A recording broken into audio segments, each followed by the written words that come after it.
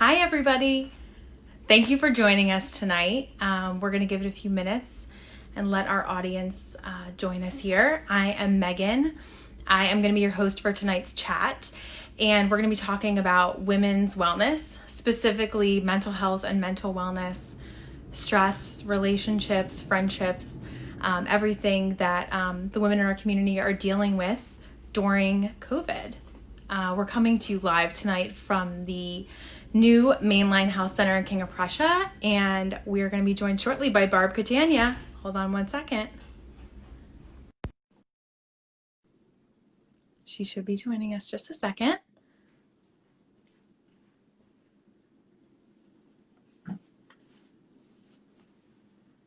Hello, Barb.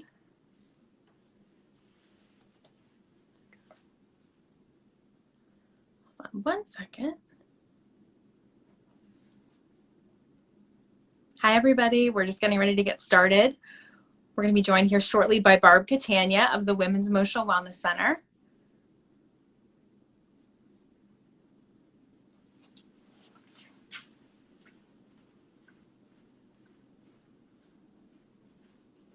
Hi, everyone. Thanks for joining us. We're going to be getting started shortly with Barb Catania from the Women's Emotional Wellness Center here at the Mainline Health Center in King of Prussia.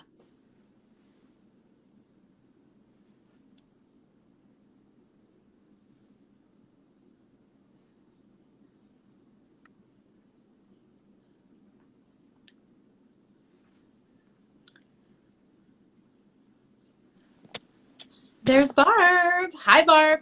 Hi. How are you? Good. How are you? Good. Thank you so much for joining us tonight. I'm happy to be here. Thanks for having me. Absolutely. I told everybody we're coming to them live from the new health center in King of Prussia, which is beautiful. Yes, our wonderful space. I'm happy to be back. Yes. So we're going to be talking about women's wellness and mental health tonight. But before we get started, Barb, do you just want to tell us a little bit about yourself and your experience and what you do here at Women's Emotional Wellness Center? Sure. Yeah. So I'm a licensed professional counselor and a yoga instructor. I've been with Mainline Health for about 13 or so years now. I joined Women's Emotional Wellness Center last year in 2019. And my background is in substance use disorder and mental health diagnoses, mindfulness-based stress reduction practices, trauma-informed competency practices, and happy to be part of Women's Emotional Wellness Center. That's awesome. So you're the perfect person to talk to us tonight about how we are all dealing with the stress of COVID-19. Yes. So let's get started. So for a lot of women, I can assume there's been stress brought on by COVID-19 that they maybe, haven't felt before. So can you talk to us, what are some issues that you've seen or that you've heard about from your patients that are unique to them or that have kind of arisen as a result of the pandemic? Sure. So I think there's some concrete stressors and issues that a lot of women are facing. I think that all of us are facing together. And some of those things are being quarantined at home with our families. At least early on, March on, we were all under a stay-at-home order in our general area. And so being at home all the time, 24 hours a day, working from home, those of us that have kids trying to manage childcare, school-age children with homeschooling, and really just not being able to kind of go out and about and do the things that we typically would do without even really thinking too much about it. So those are kind of a lot of those concrete stressors.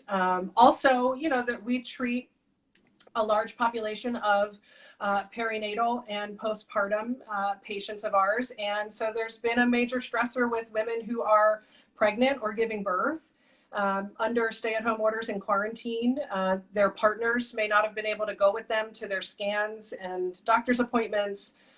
Their visitation was very limited in the hospital. They were often discharged within 24 hours after giving birth and just immediately transitioned home.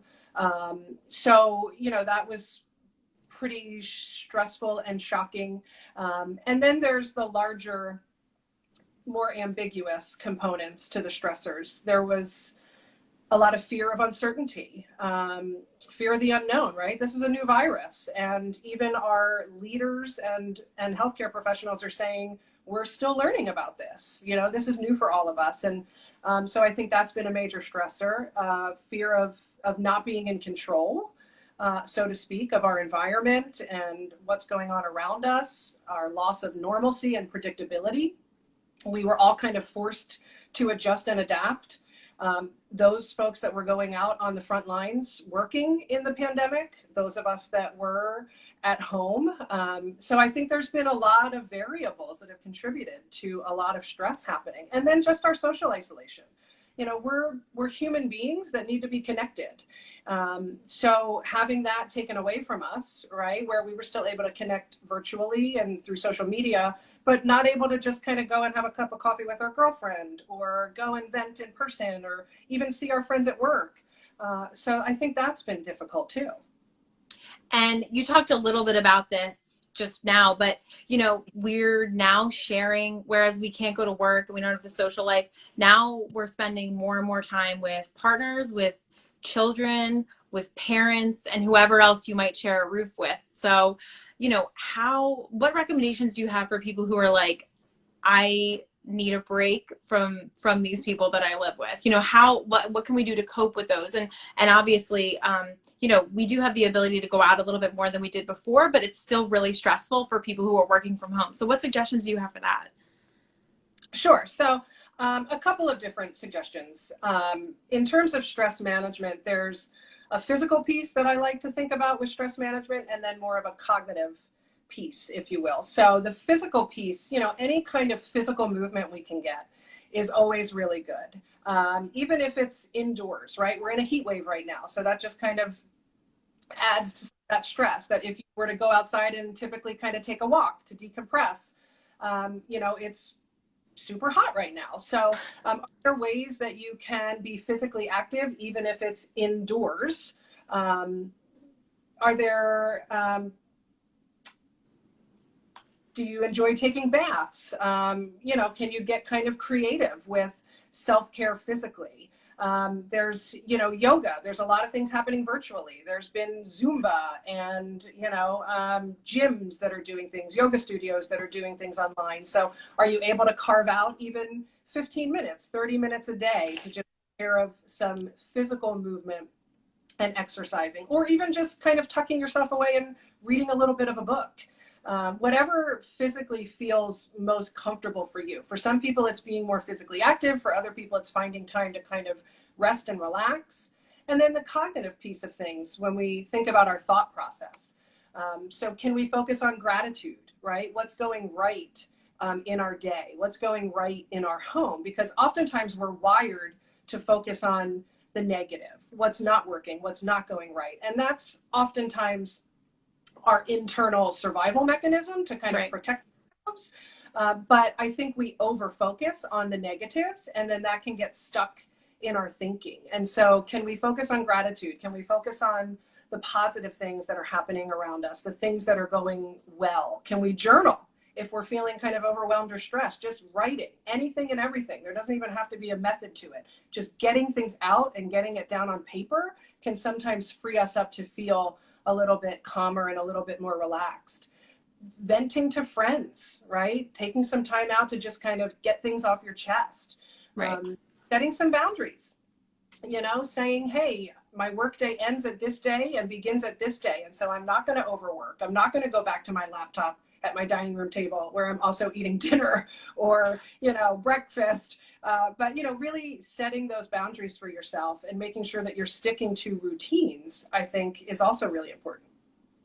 Yeah. And I think one of the things that you said too probably resonates with a lot of women. I think the idea of journaling is probably a big idea, and people feel like, I just don't have the time to take that on. But to your point, it can be a couple of minutes a day where you're just getting everything out on paper, and that might be a helpful coping mechanism. Yeah, and any type of mind-body connection is really important too. So if you can do some deep breathings, deep cleansing breath, Even taking a step outside to just take a big, deep breath in, let that breath out. Those kinds of things where you're balancing the mind and the body really helps. So maybe counting to 10.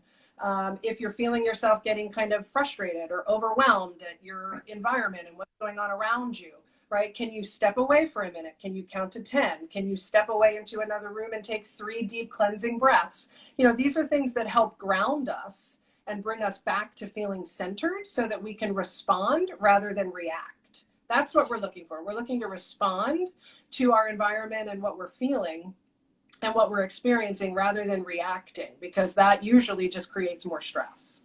I like that. Responding, not reacting. I'm gonna have to write that one down. So for those of you who are just joining us, we are here. We're talking to Barb Catania, a licensed clinical social worker and a therapist at the Women's Emotional Wellness Center in King of Prussia. If you have questions or comments, please feel free to sound off. So Barb, another thing, you have children, a lot of our viewers probably have children who may be young or grown.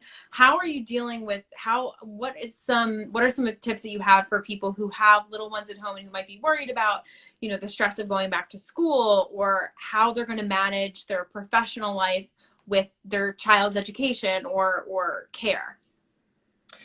Yeah, great question, Megan. I give a big shout out to all the moms who are homeschooling kids while you're working at home. Even if you're just homeschooling and, maybe not necessarily working from home, but just trying to homeschool in general.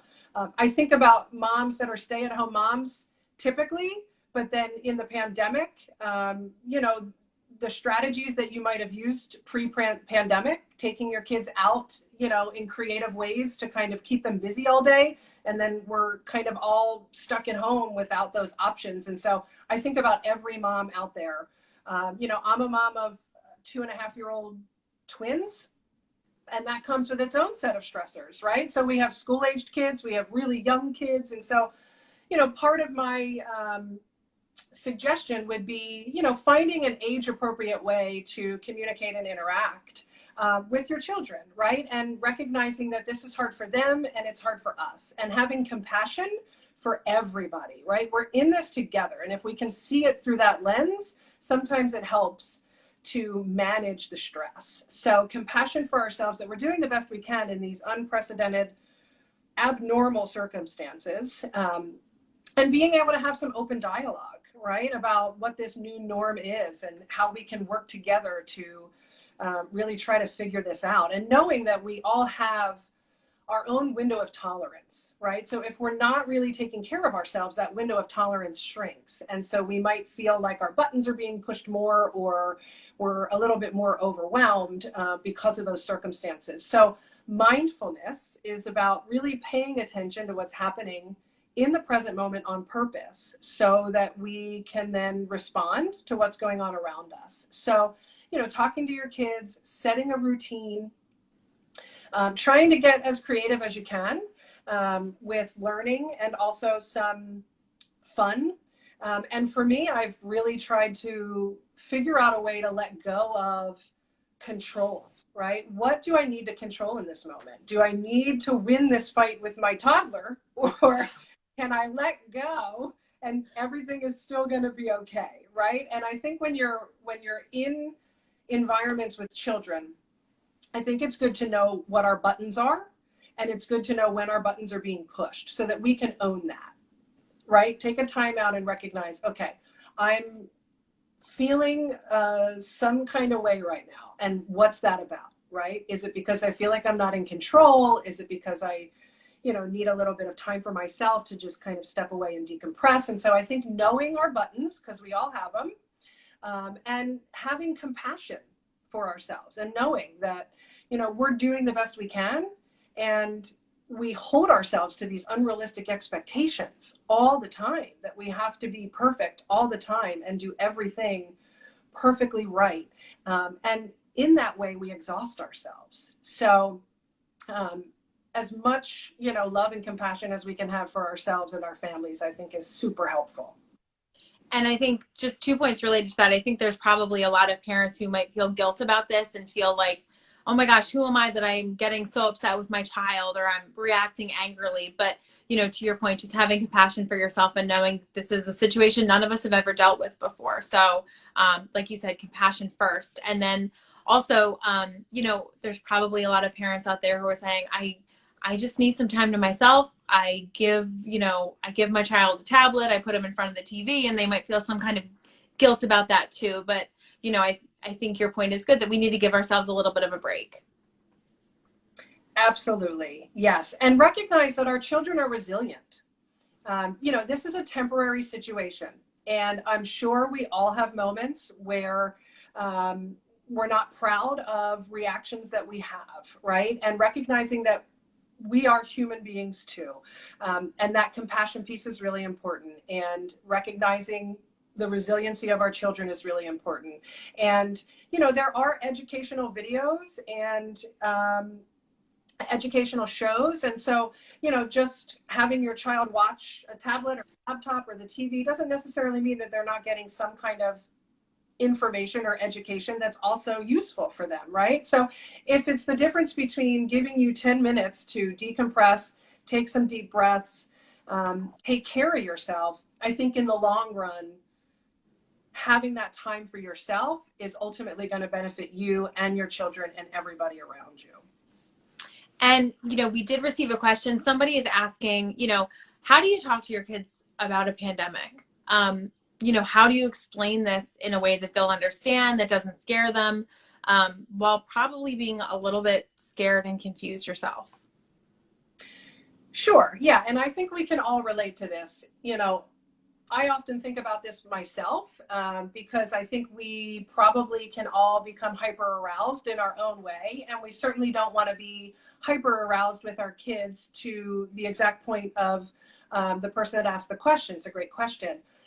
So of course we don't want to invoke hyper arousal and fear, but we do want to educate. And, again, age appropriately, depending on knowing your child, right? And knowing kind of their developmental stage and what they can handle, giving them as much information as they need. But I think always talking about good hygiene practice, right? Always washing our hands and making sure we're not over touching our face. And I talk to my kids just, they're 2.5, but I talk to them about germs and I say, hey, everybody's got a bad cold right now because, they know what colds are, right? They go to daycare. So, we talk about it in that frame of reference for them. But again, older kids might require a little bit more information. But I think if we can manage our own hyper arousal and angst and take a couple of deep breaths and really kind of think about it, maybe talk it out loud with somebody, process it a little bit. Hey, what are you saying to your kids? What are you telling your kids? And, get some information from people and then make the best decision for you. At the end of the day, you've got to feel good about you when you put your head on your pillow at night, right? Knowing that you did the best you can, you loved the best you could, and you gave the best information that you could. And I think if we can go to bed at night knowing that we did our very best, then that's enough.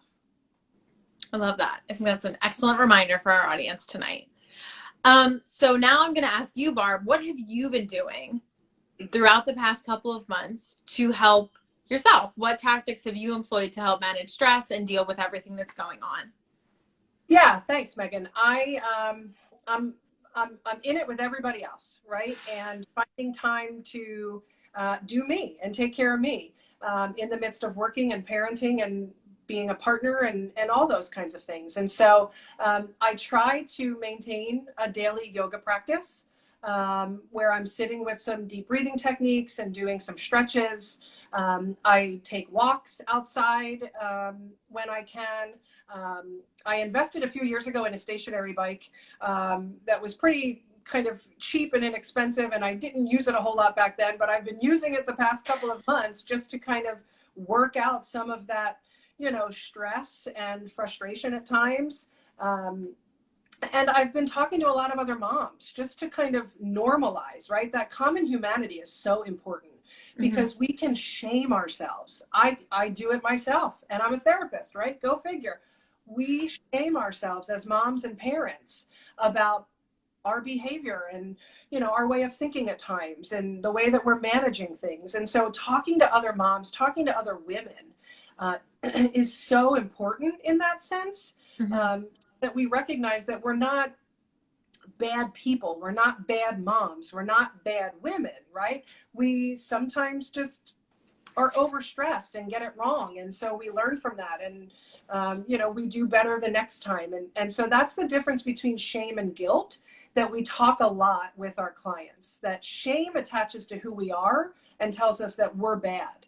Guilt is productive because it tells us that our behavior wasn't that great. Hey, I hurt that person's feelings, or I probably shouldn't have done that. And we can learn from guilt, right? And then we can do better the next time, where shame just really digs into our self-talk and our self-esteem, and it really brings us down and breaks us down. So we want to stay away from shame, and we want to use the opportunity to do better and grow whenever we can. And this pandemic is probably giving us lots of opportunity to grow. That is the truth. And I think that's such an excellent point too, just pointing out the difference between shame and guilt. That's an excellent comparison, and it makes me look at guilt in a different way for sure. So we talked about some healthy coping mechanisms, but this is probably obvious to our audience, but what are some unhealthy things that we probably, or that some of us might find ourselves indulging in? I turn to a, afternoon snack or an evening snack. But what is it that people really, what are some unhealthy coping mechanisms that we should try and avoid? Yeah, good question. So, I think, again, I think about mindfulness, right? Because oftentimes we're on kind of autopilot, we're in survival mode. And so we're just kind of grabbing what's in front of us, and we're pleasure-seeking beings. Human beings don't want to feel pain. We want to feel pleasure all the time. It's not how life works, but it's what we want, right? And so usually we go toward whatever it is that's going to bring us pleasure. And so sometimes it is kind of that unhealthy overeating, mindless eating, right? Because we're not necessarily present in the moment. We're thinking about the past and all the stuff that we regret, or our resentments, or we're thinking about the future and all the what ifs and the things we can't control, and our fears and our insecurities. And so oftentimes food can be one of those ways that we try to manage our emotions. Using drugs or alcohol would also be some concerning, problematic ways to try to manage stress. Isolating yourself. We're already isolated enough in quarantine, but when you're really kind of isolating and shutting down and not letting people in and not telling people that you're struggling, that can also be really concerning. Also paying attention to kind of what you're watching and what you're listening to. If you're really kind of over attached to social media and, a lot of these things that are happening around us, we have to be mindful of what we're watching and what we're taking into our mind, not just what we're taking into our body, but what we're also taking into our mind. Yes. Hopefully this is good. We're putting out good, positive vibes through this social media. So the other thing I wanted to ask was, you touched a little bit on this, but thinking ahead and worrying about things that we can't control. When you catch yourself feeling anxious or overthinking things or thinking ahead, what are some ways to stop that? Do you have any advice for people who are like, I can't stop worrying about this. I can't stop thinking about this unknown. How do you deal with those thoughts? Yeah, the key is recognizing when we're doing it. That's the first piece of mindfulness, is being able to notice when our mind is wandering and drifting, whether it's into the past or into the future. That's the first step. And we need to be treating ourselves with loving kindness here, and remembering that this is a constant practice. So once we notice that our mind is drifting and wandering, then we try to find ways to come back to the body and the breath and the present moment. And oftentimes grounding ourselves is really helpful. So focusing on your senses, focusing on what you see, focusing on what you hear, focusing on what you can feel. So oftentimes I encourage people to go for a mindful walk, where you're not just walking and stuck in your head about the future, but you're walking and noticing the green trees, you're noticing the color of the birds, you're noticing the cars or the people, and then you're hearing all the sounds around you. maybe you're feeling the wind or the breeze blowing on your face. And so we're bringing it back to our senses. And that helps us to come back to the body.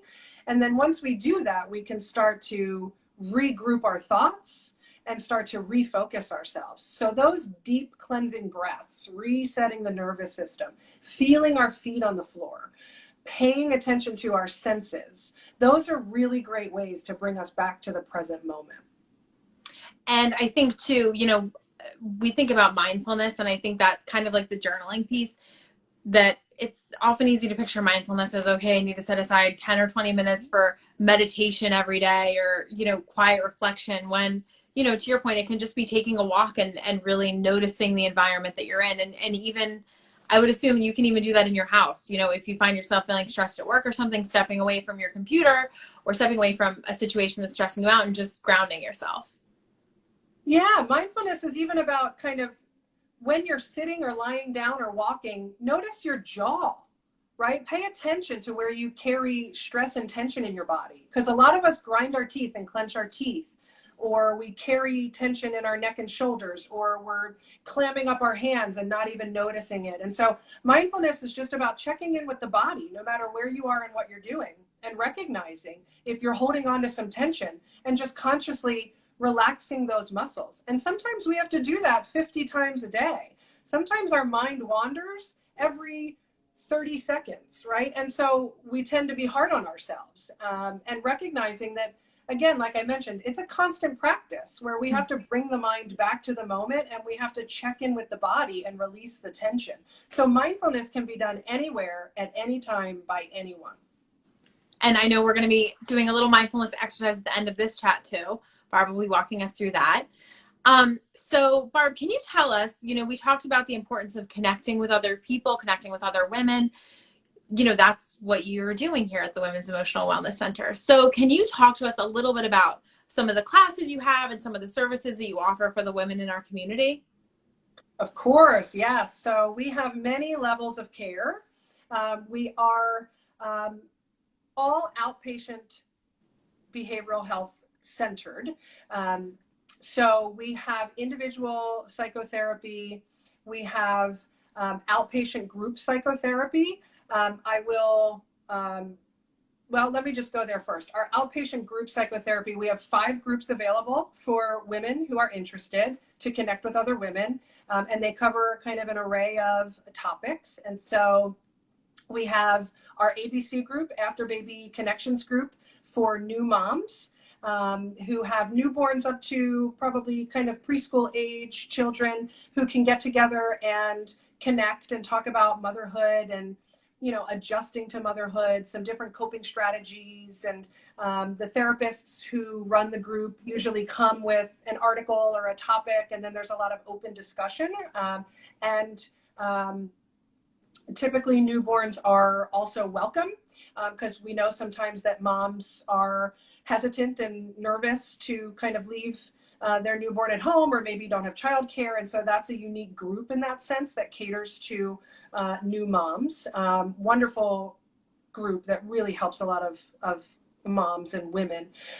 We have mindfulness meditation group, which focuses on some skill-based mindfulness practice. There's some open discussion and psychoeducation, and then some practice there where you can use mindfulness in the group. We have mindfulness meditation and movement. I run that group, being that I'm a yoga instructor, so we do have a movement component to that. So we do a little open discussion, and then we do some movement for a majority of the group, and then we do meditation practice at the end. Our newest outpatient psychotherapy group is Blossom and Become, our B&B group. So that's an open process group for women, and really deals with topics that span a woman's life. So it's a beautiful curriculum relating to pretty much everything and anything. Open process, really, the therapist will bring a topic and an article, but a lot of room and space for women to just really talk about whatever it is that's going on with them and get some support and feedback from other women. Our other psychotherapy group for outpatient is our intensive outpatient alumni group. So we have a step up from outpatient group psychotherapy, we have our intensive outpatient program. That's a little bit of a higher level of care for women that might need a little bit more structure than just individual therapy or group therapy kind of once a week or once a month. It's 3 days a week for 3 hours, just to kind of give some additional support. Our newest addition that we are very excited about is our partial hospitalization program, which is a more intensive level of care than our IOP program. So partial hospitalization programming is typically 5 days a week for multiple hours a day. And it's the highest level of outpatient care before somebody might need some additional stabilization in an inpatient hospital setting. So we're very excited to launch. We have a lot of great people working on this project. We're opening Monday, July 27th. Our curriculum is very trauma-informed, mindfulness-based, a lot of DBT and CBT work. We have psychiatry services across the board, but partial hospitalization programming has individual therapy, group therapy, and psychiatry components to it.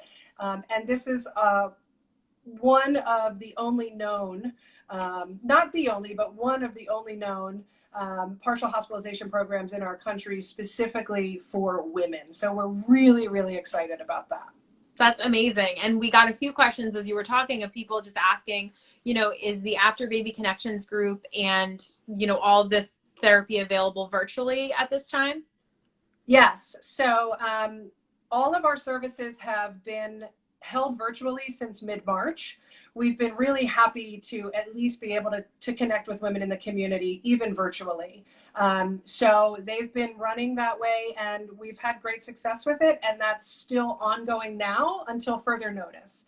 Our partial hospitalization program will be on site in King of Prussia, but our other services are still going to be held virtually until further notice. So women should reach out, connect with us. We'd be happy to share more information and get them connected to services if need be.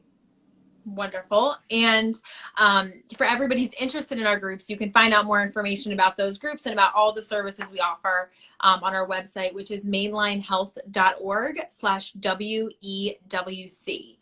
So you can find all of the information there about the groups that Barb talked about. And Barb, of course, this is the Women's Emotional Wellness Center. Our services are focused primarily on women throughout the course of their life, but we do also offer support for men as well, couples counseling and that kind of a thing, correct?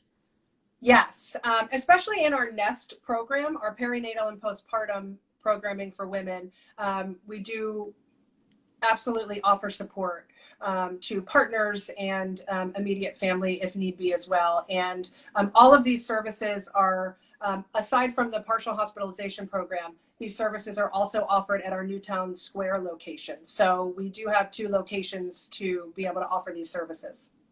That's perfect.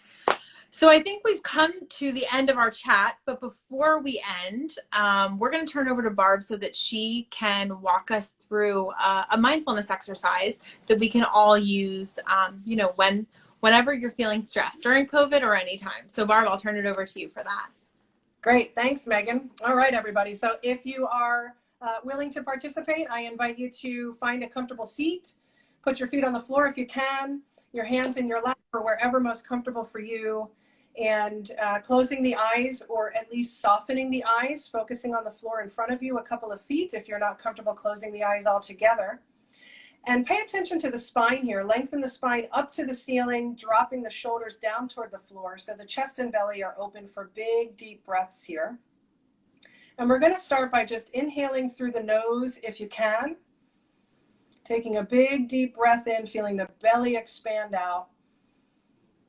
And exhaling slowly out the nose or the mouth, feeling the belly gently falling back into place. Take a couple of slow, deep breaths here, feeling your feet on the floor. Feeling the belly rise and fall as you inhale and exhale.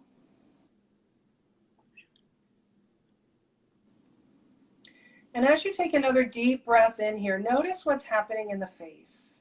Check in with the jaw. Separate your lips and teeth about 1 inch or 2. Notice the tongue. Try to rest the tongue on the bottom of the mouth. Taking another deep breath into the belly here as you notice the neck and shoulders, imagining the shoulder blades melting into your upper back, dropping the shoulders down toward the floor. Noticing the arms coming down into the hands and fingers, making sure that the fists aren't clenched, natural curl in the fingers if necessary, but just allowing the hands to relax. Breathing deep into the belly again here as you work your way down the back and the spine, just noticing any tension and trying to release those muscles. Continuing to breathe deep as we come into the hips and pelvis, feeling the support of the chair underneath of you or the floor or the bed or wherever you are. Coming down into the legs. Relaxing the muscles all the way down into the ankles, the feet and toes. Maybe just gently picking the toes up, softly letting them fall.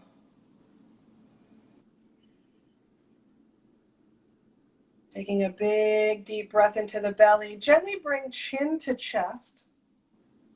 And let's start to just do a little movement in the neck. So we're just going to gently take the chin shoulder to shoulder.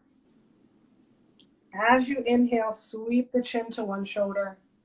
As you exhale, sweep the chin to the other shoulder. Noticing what the neck feels like without getting attached to any thought in particular. Trying not to get attached to any story in the mind. Noticing the belly rising and falling.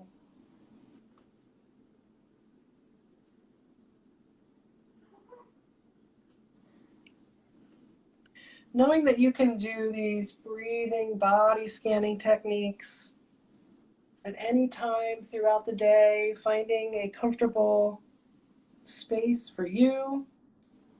Bringing the chin back to neutral, keeping the eyes soft here, and just take a couple of deep breaths.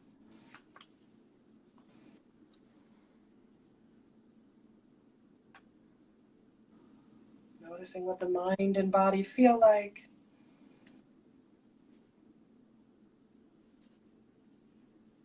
And if there's any other tension in the body that you're noticing, take a moment to release that tension and let it go.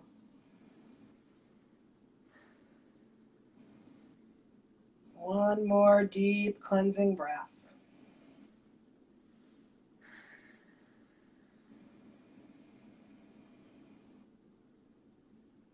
And then when you're ready, gently opening the eyes if they're closed, coming back into the space.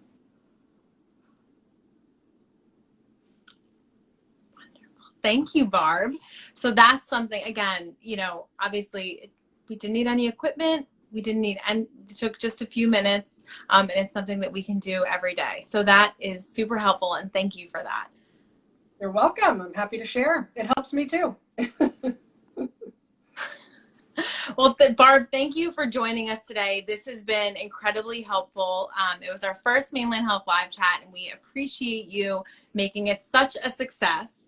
For anybody who's interested, like I said, in learning more about the Women's Emotional Wellness Center, you can visit mainlinehealth.org/WEWC. And if you're looking for more tips and information like what Barb shared today, you can also join our Facebook group.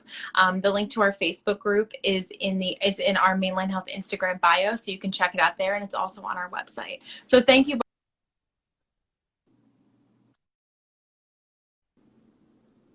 Thank you. Have a great See night. you, Barb. Bye.